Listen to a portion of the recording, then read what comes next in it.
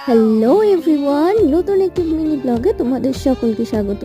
So আজকের দিনটা ছিল অনেকটা এইরকম। সকাল সকাল আমি গামলা হাতে চলে এসেছি, যাদের ওপর আমার ছোট্ট টিনি গার্ডেনের থেকে সর্ষের শাক তুলতে।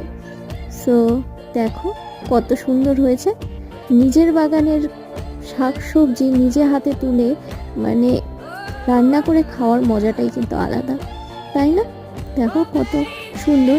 আসলে আমি ছোট্ট একটা জায়গায় প্রচুর বীজ ফেলে ফেলে দিয়েছি, তো সেই কারণে গাছগুলো ঠিকঠাক বেড়ে উঠতে পারছে না। সেই কারণে মা বললো যে সকাল সকাল কিছু পাতা কিছু গাছ ছিঁড়ে নেয়। তো আমি গাছ আস্তে আস্তে ছিঁড়ছিলাম, তো বাবা তখনই দেখি আসলো এবং এসে আমাকে বকা দিল যে এইভাবে কেউ গাছ ছেড়ে।